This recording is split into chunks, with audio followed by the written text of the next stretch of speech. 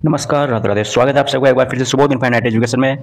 आज आपके लिए लेकर आए हैं unit number 4, unit 4 community health nursing first की यूनिट 4 लेकर आए हैं। यूनिट का नाम है nutrition assessment and nutrition education. One shot series रहेगी आपकी ये। कंप्लीट लेक्चर एक ही वीडियो में करवाएंगे आपको। BS nursing 5th semester. तो सबसे पहले हम इसकी बात करते हैं कि जैसे आपने उसमें पढ़ा था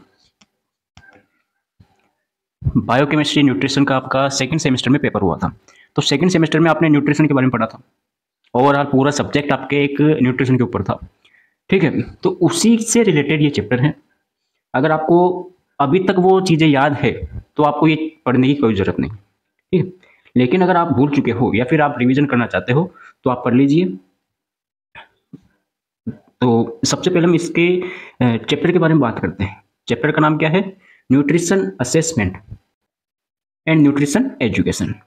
तो न्यूट्रिशन को असेस करना, किसी भी कोई भी इंडिविजुअल है उसके न्यूट्रिशन को असेस करना, न्यूट्रिशन असेसमेंट हो गया। और न्यूट्रिशन एजुकेशन मतलब कि उसको एजुकेट करना कि भाई ये न्यूट्रिशन है, इस डिजीज, इसकी कमी से ये डिजीज होती है, विटामिन की कमी से कौन से डिजीज होती है, ठीक है, विटामिन ए की कमी से क्या होता है। तो उन सभी के बारे में एक तरीके से एजुकेशन देना, नॉलेज देना किसी इंडिविजुअल को, वो कहलाता है न्यूट्रिशन एजुकेशन। और उसके न्यूट्रिशन को असेस करना, न्यूट्रिशन को असेस करना न्यूट्रिशन असेसमेंट कहलाता है। मतलब कि पता लगाना कि क्या प्रॉब्लम है, ठीक है। ये हमने बात कर ली। तो एक बार हम न्यूट्रिशन असेसमेंट के बारे में पहले बात कर लेते हैं, फिर हम बात करेंगे न्यूट्रिशन के बारे में। क्योंकि चैप्टर का नाम है न्यूट्रिशन असेसमेंट, तो पहले न्यूट्रिशन असेसमेंट को देख लेते हैं। तो जैसे भी मैंने आपको बताया न्यूट्रिशन असेसमेंट के बारे में, तो न्यूट्रिशन असेसमेंट क्यों करते हैं? To find out the severity of distribution of malnutrition in community. Community के अंदर, भाई बात कम्युनिटी की चल रही है, हमारी कम्युनिटी हेल्थ नर्सिंग है, CHN। तो कम्युनिटी के अंदर जो भी माल न्यूट्रिशन है उनकी क्या क्या सीवियरिटी है, डिस्ट्रीब्यूशन है, उनके बारे में पता लगाना। अब माल न्यूट्रिशन क्या होता है अभी देखेंगे, थोड़ा सा सब्र करें, थोड़ा सा पेशेंस रखें। To find out high risk group which में fall under malnourished category in near future. चलो बता देते हैं माल न्यूट्रिशन क्या होता है। माल न्यूट्रिशन मतलब कि एक तरीके से प्रॉपर न्यूट्रिशन ना मिलना, ठीक है। अब प्रॉपर न्यूट्रिशन का मतलब ये नहीं कि भाई न्यूट्रिशन की कमी ही हो, कोई न्यूट्रिशन ज़्यादा मिल जाए तो ओवर न्यूट्रिशन है, वो भी माल न्यूट्रिशन के अंदर आता है, ठीक है। तो उसके बारे में पता लगाना न्यूट्रिशन असेसमेंट के द्वारा लगा सकते हैं हम। दूसरा है to find out high risk group. High risk group के अंदर कौन कौन से पीपल आते हैं जो कि हाई रिस्क में है इन फ्यूचर में उनको माल नरिश्ड या अंडर माल नरिश्ड के अंदर आ सकते हैं। उनको कौन कौन से ऐसे पर्सन है जिनको ज़्यादा रिस्क है कि वो फ्यूचर में माल न्यूट्रिशन में आएंगे, ठीक है, उनके बारे में पता लगाना। टू सजेस्ट करेक्टिव मेजर और develop appropriate health care programme. भाई अब पता लगा लिया कि भाई ये इनको प्रॉब्लम है तो हम क्या करेंगे, उनको सजेस्ट करेंगे, क्या करेंगे कि develop appropriate health care programme. उनको हेल्थ केयर प्रोग्राम वगैरह उनके बारे में बताएंगे और सजेस्ट करेंगे, डेवलप करेंगे हेल्थ केयर प्रोग्राम, ताकि उनको क्या मिल सके, अच्छी डाइट्स वगैरह इनके बारे में पता चल सके। मतलब एक तरीके से उनको एजुकेशन देंगे हम। टू अलर्ट कंसर्न अथॉरिटीज और policy makers to make them realise the extent of the problem. जैसे कोई कम्युनिटी है, आपके गांव है, आपका शहर है, उसमें आपका कॉलोनी है, उसमें पता चलेगा कि भाई ये प्रॉब्लम है पूरी कम्युनिटी में। सपोज विटामिन ए, ऐसे लेके चलते पर सपोज विटामिन ए की डेफिशिएंसी है, कमी है कम्युनिटी के अंदर, तो पता चल गया। अब इस प्रॉब्लम को हमें सोल्व करना है तो हम क्या करेंगे, जो भी अथॉरिटीज है, पॉलिसी मेकर है, उनको हम अलर्ट करेंगे, भाई इस कम्युनिटी में ये प्रॉब्लम है, उनको realise that extent of the problem, ताकि वो प्रॉब्लम है उसको एक्सटेंड कर सके, ओके, मतलब कि सोल्व कर सके एक तरीके से। To find out the result of existing nutritional programme in community. हमने जो भी प्रोग्राम चलाया है कम्युनिटी के लिए, न्यूट्रिशन प्रोग्राम जो भी चलाया है, चाहे वो कोई भी प्रोग्राम हो, जैसे मिड डे मील का एग्जांपल लेते हैं, ये भी एक प्रोग्राम है मिड डे मील, ठीक है। तो अब इसका रिजल्ट क्या है, भाई मिड डे मील है, इससे रिजल्ट मिल रहा है नहीं मिल रहा है, उन सभी के बारे में फाउंड आउट करना। मतलब कि जितने भी न्यूट्रिशनल प्रोग्राम है कम्युनिटी के अंदर जो चलाए गए हैं उनके रिजल्ट के बारे में बताना कि भाई इनका ये रिजल्ट है, अच्छा रिजल्ट है तो और अगर कम रिजल्ट है तो इम्प्रूव करना चाहिए। तो वो सभी न्यूट्रिशनल असेसमेंट के अंदर आता है। न्यूट्रिशनल असेसमेंट से हम इन सब का पता कर सकते हैं, फाइंड आउट कर सकते हैं। अब न्यूट्रिशनल असेसमेंट की बात कर ली, न्यूट्रिशनल एजुकेशन की बात कर ली हमने। अब एक बार हम थोड़ा ओवरव्यू देख लेते हैं, रिव्यू कर लेते हैं न्यूट्रिशन के बारे में। न्यूट्रिशन होता क्या है? न्यूट्रिशन को हमने न्यूट्रिएंट्स वगैरह है उनको हमने दो कैटेगरी में डिवाइड किया था। याद करो सेकंड सेमेस्टर कौन कौन सी थी? Macro nutrients and micro nutrients, ठीक है, macro and micro nutrients. Macro में कौन कौन से आते थे और माइक्रो में कौन कौन से आते थे? मैक्रो में आते थे सर प्रोटीन, प्रोटीन हो गया सर, कार्बोहाइड्रेट हो गया, फैट हो गया, ठीक है, और विटामिन वगैरह, ठीक है, ये कुछ आते थे, चलो, है ना। बाकी माइक्रो में क्या आते थे, इनके अलावा जो बच रहे हैं वो इसमें आते थे, जैसे वाटर है वो भी इसमें आता था, मिनरल्स हो गया, विटामिन हो गए, वो सब माइक्रो में आता था, ठीक है। तो यहाँ तक हमने बात कर ली थी सेकंड सेमेस्टर में, ओवरव्यू चल रहा हमारा। अब प्रोटीन है, प्रोटीन को हम बॉडी बिल्डिंग के लिए काम में लेते हैं, बॉडी बिल्डिंग ग्रुप होता है फूड ग्रुप।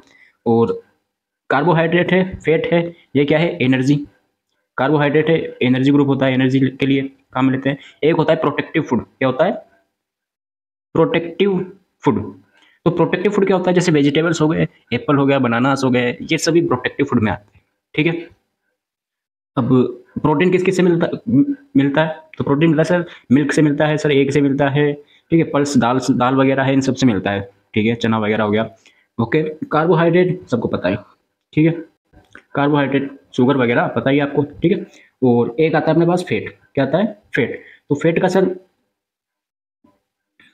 फैट है, फैट जैसे मिल्क हो गया, मिल्क प्रोडक्ट हो गए, उनसे मिलता है, क्रीम, आइसक्रीम वगैरह हो गई, उनसे फैट मिलता है, ठीक है। तो ये सब आपको पता है, इनके बारे में डिस्कस नहीं करेंगे क्योंकि हमने थोड़ी थोड़ी बात कर ली है और आपके सिलेबस में ये नहीं है, ठीक है। ये तो हम एक बार समझने के लिए कर रहे हैं कि भाई ये हमने पढ़ रखा है, यहाँ तो कोई दिक्कत आपको। अब आगे चलते हैं अपन टॉपिक के ऊपर। जैसे कि अभी मैंने आपको बताया माल न्यूट्रिशन के बारे में, तो माल न्यूट्रिशन होता क्या है, टॉपिक पे आ जाओ अब जल्दी से। माल न्यूट्रिशन क्या होता है, malnutrition has been defined as pathological state, क्या है, pathological state resulting from relative और एब्सोल्यूट डेफिशिएंसी और एक्सेस ऑफ वन और मोर एसेंशियल न्यूट्रिएंट्स, ठीक है। मतलब कि एक ऐसी स्टेट है जिसमें कोई इंडिविजुअल है, उसमें या तो कमी हो जाएगी या बढ़ जाएगा, या तो कमी हो जाएगी या अधिकता हो जाएगी, किसकी, एसेंशियल न्यूट्रिएंट्स की। अब एसेंशियल न्यूट्रिएंट्स वो या तो एक हो सकता है या बहुत सारे हो सकते हैं। जैसे सपोज विटामिन हो गया, तो विटामिन हो गया, विटामिन के साथ साथ प्रोटीन हो गया, तो एक भी हो सकता है और ज़्यादा भी हो सकते हैं। तो ये होता है माल न्यूट्रिशन, या तो डेफिशिएंसी हो गई, कमी हो गई उसकी, या फिर ज़्यादा हो गया, अधिकता हो गई। सपोज प्रोटीन की अमाउंट्स क्या हो गई, ज़्यादा हो गई, तो वो भी माल न्यूट्रिशन के अंदर आता है, ठीक है। अब इनको हम अलग अलग कैटेगरी में डिवाइड करेंगे। Malnutrition is a health problem specially in children under 5 year of age. Malnutrition है, एक हेल्थ प्रॉब्लम है जो ज़्यादातर किस में पाई जाती है, बच्चों में पाई जाती है। वो भी कौन से बच्चे, 5 साल के अंदर, अंडर ठीक, 5 साल से छोटे बच्चे होते हैं उनमें ज़्यादा देखने को मिलती है, ठीक है, 5 ईयर। अब इनको हमने क्या है, कैटेगरी में डिवाइड कर दिया। माल न्यूट्रिशन है, इसको हमने कैटेगरी में डिवाइड कर दिया। फर्स्ट आ गया अंडर न्यूट्रिएंट्स या अंडर न्यूट्रिशन। अंडर न्यूट्रिशन नाम से पता चल रहा है, अंडर मतलब कि, अंडर मतलब नीचे, मतलब एक तरीके से। तो एक एप्रोप्रिएट न्यूट्रिएंट्स है, न्यूट्रिशन है, उससे कम हो, मतलब कि डेफिशिएंसी हो जाए, तो वो होता है under nutrition. This is the condition in which result when insufficient food is eaten over on extended period of time. Extreme case it called starvation. मतलब कि लंबे टाइम तक, एक्सटेंडेड पीरियड ऑफ टाइम, लंबे टाइम तक क्या हुआ, किसी भी फूड है, इनसफिशिएंट फूड खाया, मतलब कम फूड खाया हमने बहुत टाइम के लिए, कम भोजन किया है, कम खाना खाया है हमें बहुत टाइम के लिए, लंबे टाइम तक हमने कम खाना खाया है। फॉर द एग्जाम्पल स्टारवेशन, जैसे व्रत करते हैं, ठीक है, व्रत हो गया, भूख हड़ताल हो गई, ठीक है, अनशन पे बैठते हैं, तो वो सभी क्या है, वो आता है अंडर न्यूट्रिशन के अंदर, कमी हो गई मतलब न्यूट्रिशन की। फिर आता है ओवर न्यूट्रिशन। ओवर न्यूट्रिशन मतलब कि अब नाम से पता चल रहा है, ओवर मतलब कि ज़्यादा। तो this is the pathological state resulting from the consumption of excessive food over N extended period of time, ठीक है, मतलब ज़्यादा टाइम के तक, एक्सटेंडेड पीरियड ऑफ टाइम तक हमने क्या किया, कोई भी फूड है उसको एक्सेसिव अमाउंट में लिया, कंजप्शन किया एक्सेसिव अमाउंट में, ठीक है, ज़्यादा टाइम तक हमने ज़्यादा खा लिया, लंबे टाइम तक हमने हमारे अमाउंट से ज़्यादा खा लिया, तो वो होता है ओवर न्यूट्रिशन। तो अब इसमें क्या होगा, हाई इंसिडेंस ऑफ ओबेसिटी, मोटापा होने के चांसेस ज़्यादा रहेंगे, एथेरोमा के चांस रहेंगे, डायबिटीज़ के चांस ज़्यादा रहेंगे। ज़्यादा खाएंगे, आपने देखा होगा जो मोटे लोग होते हैं उनको डायबिटीज़ होती है। 90% केस की बात कर रहा हूँ मैं। अब कुछ केस होते हैं जो कि पतले हैं फिर भी डायबिटीज़ होती है, तो वो बात अलग होती है, वो जेनेटिक भी हो सकता है एक तरीके से। तो ओबेसिटी हो गया, एथेरोमा हो गया, डायबिटीज़ हो गया, ये होने के चांसेस, इंसिडेंस ज़्यादा रहते हैं, हाई रहते हैं किसमें, ओवर न्यूट्रिशन में। और ओवर न्यूट्रिशन क्या होता है, जब एक्सेसिव फूड खा लिया हो, कंजप्शन कर लिया हो, कंजप्ट कर लिया हो, extend of period of time, लंबे टाइम तक हमने ज़्यादा खा लिया हो, कभी मिला ही ना हो इसे। फिर आता है स्पेसिफिक डेफिशिएंसी। अभी तो हमने बात करी थी ओवरऑल न्यूट्रिशन के बारे में, लेकिन स्पेसिफिक डेफिशिएंसी में बात करेंगे कोई स्पेसिफिकल इंडिविजुअल न्यूट्रिएंट्स के बारे में। फॉर एग्जांपल प्रोटीन हो गया, या फैट हो गया, या फिर कार्बोहाइड्रेट, या फिर कोई भी विटामिन वगैरह हो गए। तो अगर उनकी कमी हो जाए, किसी एक की स्पेसिफिक डेफिशिएंसी में किसी स्पेसिफिक इंडिविजुअल न्यूट्रिएंट्स की कमी हो जाए, तो वो होता है specific deficiency. It is the pathological state resulting from a relative और एब्सोल्यूट लेक मतलब कमी होती है, lack of an individual nutrients. ठीक है। Malnutrition is the more among children, pregnant women. Malnutrition ज़्यादातर किसमें देखने को मिलता है, तो हमने बात कर ली 5 साल से छोटे जो बच्चे होते हैं उनके अंदर, तो चिल्ड्रन और प्रेग्नेंट वुमेन है उसमें ज़्यादा देखने को मिलता है। इट्स इट्स इफेक्ट आर क्वासियोरकोर, पढ़ रखा है क्वासियोरकोर, मेरस्मस पढ़ रखा है आपने, बेरी पेलेग्रा, गोइटर, रिकेट्स आदि प्रॉब्लम होने के चांसेस रहते हैं। ठीक है, कि भाई माल न्यूट्रिशन से क्या क्या हो सकता है, तो माल न्यूट्रिशन से क्वासियोरकोर हो सकता है, मेरस्मस हो सकता है। बेरी विटामिन, पेलेग्रा हो गया, गोइटर हो गया, तो ये सभी किससे होता है पता ही आपको। रिकेट्स किससे होता है, विटामिन डी से, पढ़ेंगे अभी आगे। ठीक है, तो यहाँ तक आपको कोई प्रॉब्लम नहीं है सर, आगे चलो। फिर आता है role of community nurse in prevention of malnutrition. Malnutrition से बचने के लिए कम्युनिटी नर्स का क्या क्या रोल होता है, कम्युनिटी नर्स के क्या क्या रोल होते हैं, चलो भाई। Community health nurse is link between community people and health care system. जो कम्युनिटी हेल्थ नर्स होती है, सपोज अपन भी एक नर्स होते हैं, हम भी क्या है कि अभी 5th सेमेस्टर में आपकी कम्युनिटी में क्लिनिकल पोस्टिंग लगती है, ड्यूटी लगती है, तो उसमें आपको कम्युनिटी के जो पीपल्स है पीपल्स, उनके साथ आपको ज़्यादा लिंक बनाना पड़ता है। किससे, मतलब कि आप एक तो जाओगे डोर टू डोर, घर घर जाके आपको उनका डाटा कलेक्ट करना पड़ता है, क्या प्रॉब्लम है वो सब आपको कॉलेज वाले बता देते हैं। ठीक है, तो जो कम्युनिटी हेल्थ नर्स है वो एक तरीके से कम्युनिटी पीपल्स और हेल्थ केयर सिस्टम के बीच एक लिंक का काम करती है, एक कड़ी का काम करती है। ठीक है, अब कम्युनिटी, दूसरा पॉइंट आता है community nurse has frequent and extended contact with patient in the community to provide counselling about the role of nutrition in health promotion and prevention of illness. क्या समझे कि जो कम्युनिटी की नर्स है frequently, बार बार, एक्सटेंडेड कॉन्टेक्ट, बार बार कॉन्टेक्ट में रहती है, ज़्यादा कॉन्टेक्ट में रहती है पेशेंट के, जो कम्युनिटी के जो पेशेंट है उनके कॉन्टेक्ट में बार बार रहती है, ज़्यादा रहती है, क्योंकि कम्युनिटी हेल्थ नर्स है यार वो। ठीक है, कंपेयर डिस्ट्रिक्ट हॉस्पिटल या फिर कोई भी दूसरा आपके नर्स की बात कर लेते हैं, उनके कंपेयर में कम्युनिटी नर्स है वो ज़्यादा कॉन्टेक्ट में रहती है, तो वो ज़्यादा रहेगी, उसको पता रहेगा कि यार इस कम्युनिटी में ये प्रॉब्लम है।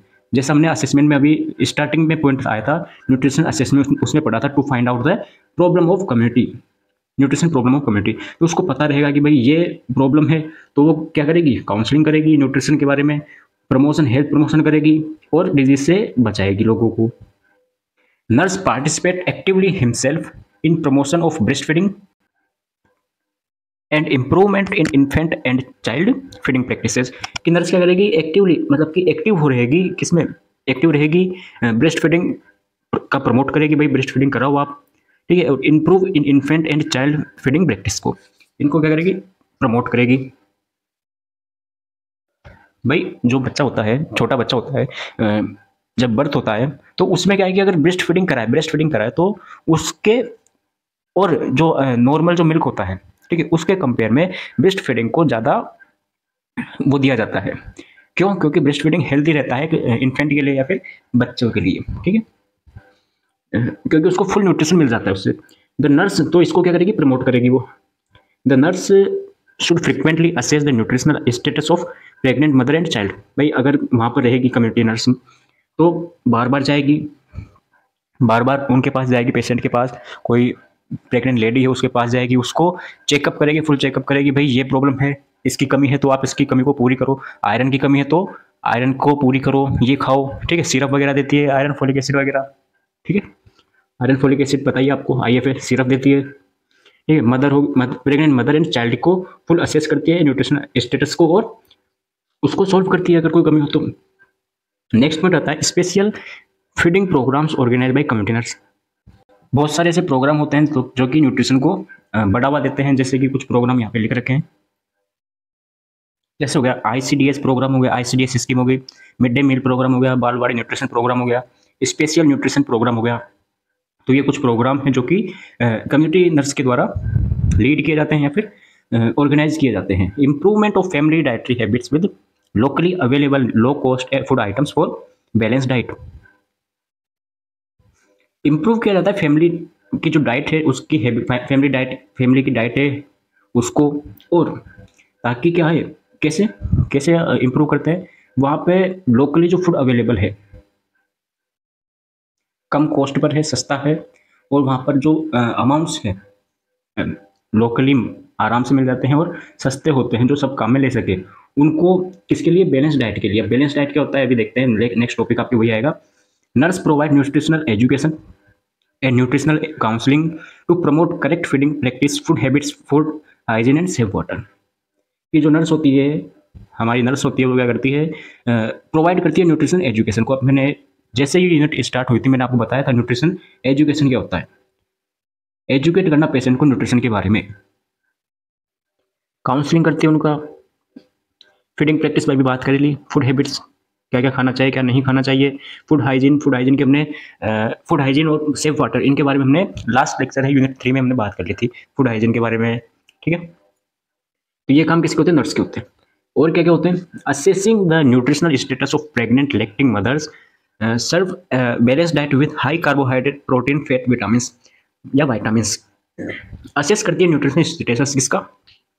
प्रेग्नेंट मदर का, और लैक्टेटिंग मदर है लैक्टेशन वाली, उनमें उनको क्या है, उनका न्यूट्रिशन स्टेटस असेस करती है, उनको एक बैलेंस डाइट सर्व करती है। बैलेंस डाइट के साथ साथ balance diet high carbohydrate, protein, fat के साथ बैलेंस डाइट है वो सर्व करती है। Participate in nutritional research project by creating awareness. जगह जगह पर जाके बहुत सारे ऐसे प्रोजेक्ट चलाते हैं, प्रोग्राम चलाते हैं, ताकि लोगों में क्या हो सके? अवेयरनेस फैल सके, जागरूकता फैल सके। कंटिन्यूइंग हेल्थ एजुकेशन और on mall nutrition by community nurse. लगातार प्रोग्राम चलाए जाते हैं, हेल्थ एजुकेशन दी जाती है, किसके लिए? माल न्यूट्रिशन के लिए, क्योंकि ज़्यादातर चांसेस माल न्यूट्रिशन से ही बीमारियां ज़्यादा फैलती है। ठीक है, अभी हमने बात करी ली कि भाई किस किस से क्या क्या बीमारियां होती है, माल न्यूट्रिशन की पढ़ा था हमने भी। ठीक है, तो नेक्स्ट आता है आपके पास balance diet. Balance diet can be defined as one which contain different type of food in such quantity and proportion of each foods group, जैसे carbohydrate, protein, fat, vitamin, minerals that need are adequate meat या meet. Balance diet क्या होती है? Balance diet मतलब कि एक protein हो गया, कार्बोहाइड्रेट, फैट, विटामिन, मिनरल्स हो गए, उन सभी का एक फिक्स अमाउंट में या अप्रोप्रिएट अमाउंट में डाइट में लेना, ये होती है बैलेंस डाइट। जैसे कि सपोज हमारी हाइट, वेट और एज के हिसाब से हमें for the example, real data नहीं, 10 ग्राम प्रोटीन हमें चाहिए जैसे, ठीक है, 10 ग्राम प्रोटीन हो गया, 20 ग्राम फैट हो गया, ठीक है, तो मतलब कुछ ये अमाउंट चाहिए, तो ये अमाउंट हमें मिलना, ये कहलाता है बैलेंस डाइट। ठीक है, एप्रोप्रिएट या educate meat. A balance diet is one that gives an body the nutrients it need to function correctly to get proper nutrition from diet। ठीक है भाई, यहाँ तक आपको कोई प्रॉब्लम? बैलेंस डाइट के बारे में आपको पता चल गया है, पहले पढ़ रखा है आपने वैसे तो। Aspects of balance diet, aspects of balance diet. तो balance diet include all type of food. भाई इसके 3 एस्पेक्ट्स हैं, कौन कौन से हो गए? First one is balance diet include all type of food, second is a balanced diet meet the nutrients need, and last one is balanced diet also provide a period of leanness। चलो एक एक को पढ़ेंगे। First aspect आता है आपके पास balance diet include all type of food. A balance diet include a variety of food group. एक बैलेंस डाइट में क्या होता है? पूरी फूड ग्रुप है उसकी, include variety of food group. बताया भी मैंने आपको 10 ग्राम वगैरह उसका एग्जाम्पल लेके बताया। The major aim is that all nutrients are supplied. Balance diet का मेजर एम क्या है? उद्देश्य क्या है कि भाई जितने भी न्यूट्रिएंट्स है वो मिल सके, सभी न्यूट्रिएंट्स सप्लाई में मिल सके, उसको सर्व हो सके। These are 3 types of food group. कौन कौन से फूड ग्रुप से या बात करिए हमने? ऑल टाइप ऑफ फूड, तो कौन कौन से हो गए? वो हो गए तीनों। Energy giving food, body building group and protective food. बताया मैंने आपको, लेक्चर स्टार्ट होने से पहले मैंने इन सभी के बारे में बता दिया आपको। ठीक है, आगे आता है balance diet meets the nutrients need. A balanced diet meets nutrients because of selection of all category of food.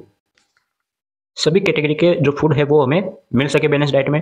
The amounts of food depend upon the age group and RDA. RDA मतलब recommended daily amount. अभी बताया मैंने आपको कि भाई हमारी जो as है, हमारी हाइट वगैरह है, उसके अनुसार उसके अकॉर्डिंग हमें कौन सी डाइट कितने अमाउंट में चाहिए, तो वो सभी मिल सके. तो ये हो गया एस्पेक्ट अंडर द एज. ठीक. फिर आता है लास्ट पे, balance diet also provide a period of leanness. तो a balance diet also provide period of leanness क्या है? जैसे a balance diet it means that there is safety margin of little extra nutrition for those times when a person nutrition need are not met adequately, for the example during fasting and starvation. तो जैसे मैंने अभी आपको बताया था कि माल nutrition के अंदर कि बैलेंस डाइट में क्या है कि बैलेंस डाइट में कुछ सेफ्टी मार्जिन के लिए भी एक्स्ट्रा फूड रखा जाता है, कुछ अमाउंट में एक्स्ट्रा फूड रखा जाता है ताकि हमें जो फास्टिंग है, व्रत वगैरह है या भूख हड़ताल वगैरह करते हैं, भूखे रहते हैं, उस टाइम पर वो हमें काम आ सके. अब कहाँ रखा जाता है? रखा मतलब कि हमारे अंदर रखा जाता है, जैसे कि उस अमाउंट में हमें डाइट दी जाती है ताकि अगर हम भूखे हैं, हमें अगर एडिक्वेट अमाउंट में भोजन या मील है वो नहीं मिली है, तो हमें उसकी उस टाइम पर ज़रूरत मिल हो सके. ठीक है, उस टाइम पर हम उसको काम में ले सके. तो ये होती है बैलेंस डाइट. ठीक है, आगे चलते अपन फूड एडिटिव्स. फूड एडिटिव्स जैसे कि फूड में या भोजन में क्या क्या हमने ऐड किया, वो सब्सटेंस आता है food additives. Food additives is any substance added to food. ठीक है, कोई भी सब्सटेंस जो हमने फूड में ऐड किया है वो आता है फूड एडिटिव्स के अंदर. एक डेफिनेशन की बात करें तो the legal definition is any substance used in production, processing, treatment, packaging, transportation और स्टोरेज ऑफ फूड. कि खाना या फूड खाना बनाते टाइम, उसकी प्रोसेसिंग के टाइम, उसके ट्रीटमेंट के टाइम, या उसको पैक करने के टाइम पर, या फिर उसको एक जगह से दूसरी जगह भेजने के टाइम पर, या स्टोरेज करने के टाइम पर हमने कुछ सब्सटेंस अगर उसमें ऐड किया है तो वो कहलाता है फूड एडिटिव्स. एग्जाम्पल की बात करते हैं. एग्जाम्पल हो गया जैसे बेकिंग सोडा हो गया, वनीला हो गया, साल्ट नमक हो गया, तो एटसेट्रा ये सभी आता है फूड एडिटिव्स के बारे के एग्जाम्पल. मतलब कि खाने में हमने जो भी ऐड किया है वो सब कहलाता है food additives.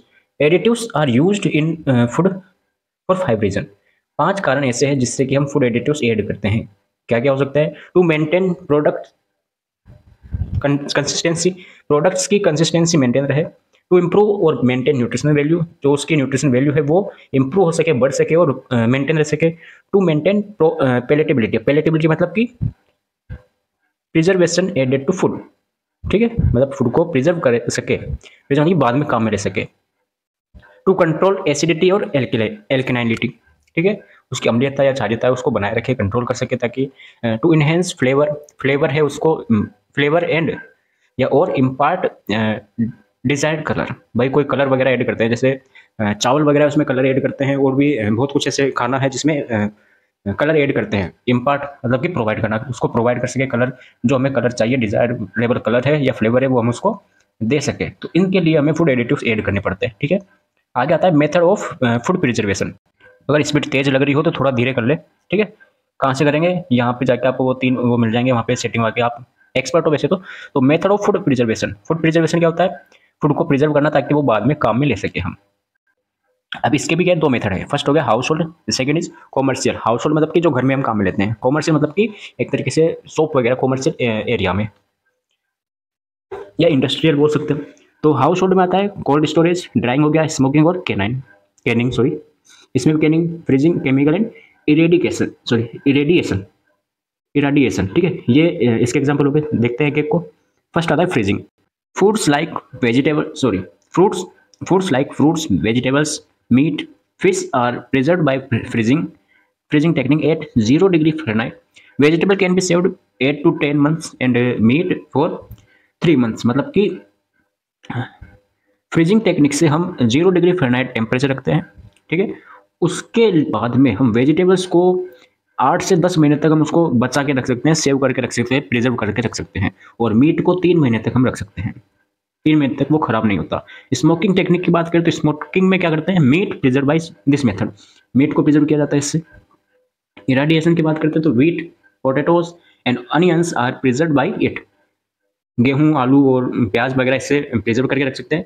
Irradiation by gamma rays कैसे करते हैं? Gamma rays destroy the micro organism. इसमें गामा रेज का एक्सपोजर किया जाता है ताकि माइक्रो ऑर्गेनिज्म को डिस्ट्रॉय कर सके, नष्ट कर सके। ड्राइंग टेक्निक, ड्राइंग में क्या करते हैं, ड्राइंग में करते हैं sir dehydration of food, remove water and in the absence of water और microorganism can not grow. भाई हमने माइक्रो बायोलॉजी में पढ़ा था कि जो पैथोजेंस है या माइक्रो ऑर्गेनिज्म है वो वाटर की प्रेजेंस में ही क्या करते हैं, ग्रो करते हैं। लेकिन हम क्या करें, वाटर को क्या करते हैं, रिमूव करते हैं, जो पानी है खाने में उसको क्या करते हैं, हटाते, रिमूव करते हैं, तो माइक्रो ऑर्गेनिज्म ग्रो नहीं कर पाएगा वाटर की एब्सेंस में। Fruits, fish and meat are preserve by this method, ये सब इससे प्रिजर्व किए जाते हैं। कैनिन की बात करें तो food is first sterilise at high temperature for short time and then cooled and filled in pre sterile container. ठीक है, मतलब पहले तो क्या है, हाई टेम्परेचर उसको स्टेराइल कर लो फॉर शॉर्ट टाइम, कुछ टाइम के लिए उसको हाई टेम्परेचर पर स्टेराइल कर लेंगे, उसके बाद में उसको क्या कर देंगे, कूल ठंडा कर देंगे and filled in pre sterile container, उसको प्री स्टेराइल कंटेनर उसमें भर देंगे हम। It used for fruit juice and baby food, इनके लिए हम इसको काम में लेते हैं। ठीक है, आगे आता है iodine deficiency disease. Nutritional deficiency disease के बारे में बात कर रहे हैं, उसमें फर्स्ट आता है आयोडीन। आयोडीन की कमी से कौन कौन सी डिजीज होती है, तो आयोडीन की कमी से iodine deficiency disease IDD refers to a group disorder caused by insufficient iodine intake. Iodine को हमने कम लिया है तो आयोडीन की कमी से आईडीडी होता है। Iodine is essential micronutrients required for synthesis of thyroid hormones. ठीक है, एसेंशियल माइक्रोन्यूट्रिएंट्स है जो कि क्यों, अब आयोडीन वगैरह क्या है, मिनरल्स ही तो है, और मिनरल्स को हमने देखा था माइक्रोन्यूट्रिएंट्स में। सिंथेसिस ऑफ थायराइड हार्मोन के सिंथेसिस में काम में लिया जाता है। अब आयोडीन डेफिशिएंसी डिसऑर्डर में कौन कौन सी डिजीज होती है, तो फर्स्ट आता है गोइटर, जिसे हम बोलते हैं गलगंड। ठीक है, goitre enlargement of thyroid gland, thyroid gland का एनलार्ज हो जाता है। विजिबल स्वेलिंग इन नेक, जो आपकी गर्दन है उसमें एक तरीके से स्वेलिंग आ जाती है और वो दिखाई भी देता है बाहर से, आप देख सकते हो उसको। तो इसके क्या क्या सिम्टम्स हो सकते हैं, स्लो बीएमआर हो सकता है, slow heart rate, weight gain, constipation, dry skin and hypo activity, activity क्या हो जाएगी, कम हो जाएगी। ठीक है, कोई प्रॉब्लम, आगे चले। दूसरा आता है क्रिटिनिज्म। क्रिटिनिज्म ये भी इसी की बीमारी है, इसी की डिजीज है। Iodine deficiency in diet during pregnancy develop cretinism in foetus. अगर प्रेगनेंसी के टाइम पर अगर क्या है, आयोडीन की कमी है प्रेग्नेंट लेडी को, तो उससे जो बच्चा होगा, फीटस होगा, उसमें क्रिटिनिज्म पाया जाएगा। ठीक है, अब उसके क्या क्या सिम्टम्स हो सकते हैं, तो मेंटल रिटार्डनेस, स्पीच डिफिकल्टी, बोलने में दिक्कत, hearing difficulties, hypo active child. Okay, आगे देखते हैं प्रिवेंशन। अब इससे बचने के लिए हम क्या क्या करें, बचने के लिए आयोडीन की कमी है तो आयोडीन दो भरपूर मात्रा में, यूज ऑफ आयोडाइज्ड साल्ट, नमक दो बढ़िया आयोडीन युक्त। ठीक है, न्यूट्रिशन एजुकेशन देंगे उसको, आयोडीन सप्लीमेंटेशन देंगे, आयोडीन ऑयल हो गया, इंजेक्शन टेबलेट्स वगैरह हो गया। अगर सीवियर डेफिशिएंसी है तो उस केसेस में हम टेबलेट्स वगैरह देंगे। Use of KI, potassium iodine और सोडियम आयोडीन टेबलेट है, उनका हम यूज लेंगे। नेक्स्ट आता है विटामिन ए डेफिशिएंसी। अगर विटामिन ए की कमी हो जाए तो क्या होगा, विटामिन ए की कमी से होने वाले रोगों को विटामिन ए की कमी से होने वाले रोगों को क्या कहते हैं, विटामिन ए की कमी से रोग, पढ़ा था पहले। Vitamin A deficiency disease, it may be caused by prolonged इनएडिक्वेट intake of vitamin A. लंबे टाइम तक इनएडिक्वेट अमाउंट में हम विटामिन ए को इंटेक कर रहे हैं, ले रहे हैं, तो विटामिन ए की डेफिशिएंसी होगी। Symptoms of vitamin A deficiency, कौन कौन से सिम्टम्स से मतलब डिजीज हो सकती है, नाइट ब्लाइंडनेस, रातों में दिखाई नहीं देगा, trouble see in low light and complete blind in night, xerophthalmia. In this condition, the eye may become very dry and crusted, which may damage the cornea and retina. जीरोप्थेल्मिया में क्या होता है, I become very dry, आंख क्या हो जाती है, सूखी हो जाती है, ड्राई हो जाती है, जिसके कारण क्या होता है, कॉर्निया और रेटिना है वो डैमेज हो सकते हैं। स्किन इरिटेशन में ड्राइनेस होगी, इचिंग होगी और एक्ने वगैरह हो सकते हैं। ठीक है, नेक्स्ट आता है स्लो बोन ग्रोथ, बोन की ग्रोथ है वो स्लो जाएगी। Infertility, throat and chest infection, poor wound healing, ये सभी विटामिन ए के क्या है, सिम्टम्स बोल सकते हैं या फिर डिजीज बोल सकते हैं। अब इनको ट्रीट कैसे करें, तो ट्रीट करने के लिए विटामिन ए की कमी है तो विटामिन ए दो। Promote diet rich in vitamin A, carrot हो गया, mango, pumpkin, milk, egg yolk, ये सब उनको डाइट में देंगे। विटामिन ए सप्लीमेंटेशन देंगे। ठीक है, screening for early sign of AD, vitamin A deficiency के स्क्रीनिंग कराएंगे ताकि जल्दी से पता चल सके, तो हम इलाज कर सकेंगे, उसका ट्रीटमेंट कर सकेंगे। अगला आता है विटामिन डी डेफिशिएंसी। तो विटामिन डी की अगर कमी हो जाए तो क्या होगा, रिकेट्स वगैरह होंगे। और क्या, rickets and osteomalacia. Vitamin D is a fat soluble vitamin. ठीक है, कौन कौन से विटामिन थे फैट सोल्यूबल, बताओ चलो। ये क्या है, फैट सोल्यूबल है। और ये क्या है, बी, विटामिन बी, और विटामिन सी क्या है, वाटर सोल्यूबल। और ए डी ई के क्या है, विटामिन फैट सोल्यूबल। तो विटामिन डी क्या है, फैट सोल्यूबल विटामिन है जो कि associated with bone health, bone health के लिए एसोसिएटेड होता है। Vitamin D deficiency generally arise from lack of exposure to sunlight और lack of vitamin D in diet.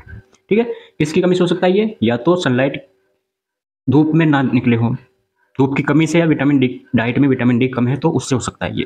Rickets, rickets की बात करते हैं। रिकेट्स क्या होता है, वो विटामिन डी की कमी से होता है ये भी। Rickets is the childhood bone disorder where the bone becomes soft and weak usually due to vitamin D deficiency. Vitamin D की कमी से जो हड्डी होती है, चाइल्डहुड बचपन में जो हड्डी होती है, जो क्या हो जाती है, वीक हो जाती है और सॉफ्ट हो जाती है, उसे रिकेट्स बोलते हैं। It mainly affect children between 6 to 3 years. 6 महीने से 3 साल के जो बच्चे होते हैं उनमें ज़्यादा अफेक्ट करता है। सिम्टम्स देखने को मिलते हैं हमें, बोन पेन, हड्डियों में दर्द होगा, टेंडरनेस होगी। ठीक है, डिले ग्रोथ डिले हो जाएगी, देरी से होगी, board leg and knock knee, weak muscle, dental problem and fractures, ये सिम्टम्स देखने को मिलेंगे। ऑस्टियोमेलासिया, ऑस्टियोमेलासिया वो विटामिन डी की कमी से होता है। ऑस्टियोमेलासिया इज द बोन डिजीज या डिसऑर्डर इन अडल्ट्स। वो क्या था, ये तो चिल्ड्रन में था, रिकेट्स तो चाइल्डहुड में, ये क्या होता है, ये अडल्ट्स में होता है। वेयर बोन बिकम सॉफ्ट, जहाँ पे हड्डी सॉफ्ट एंड कमजोर हो जाती है due to defective bone mineralized, commonly caused by vitamin D deficiency.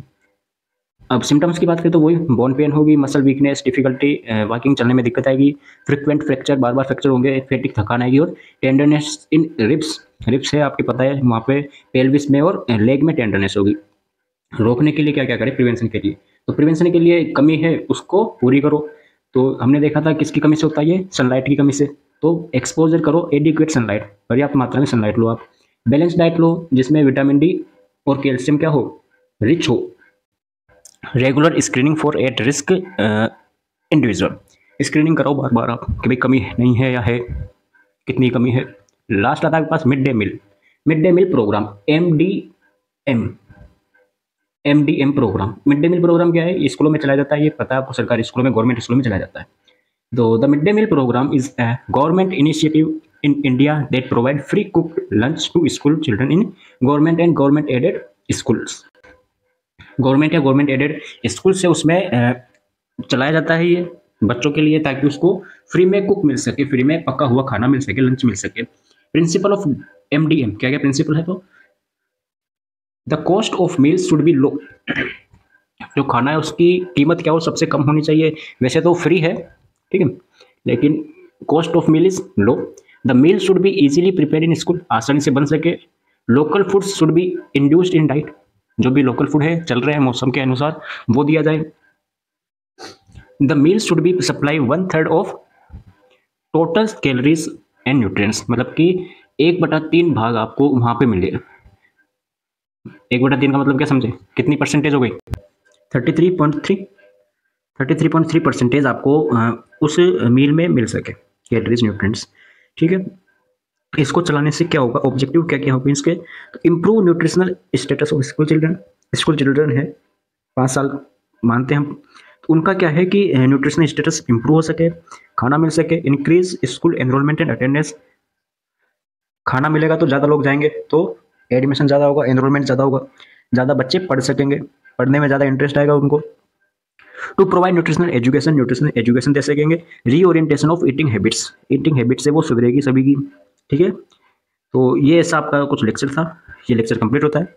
Notes आपको बढ़िया टेलीग्राम पर मिल ही जाते हैं, कोई दिक्कत वाली बात है ही नहीं आपको। ठीक है, और कोई प्रॉब्लम हो, डाउट हो तो आप कमेंट करें, आपको उसका सॉल्यूशन जरूर मिलेगा।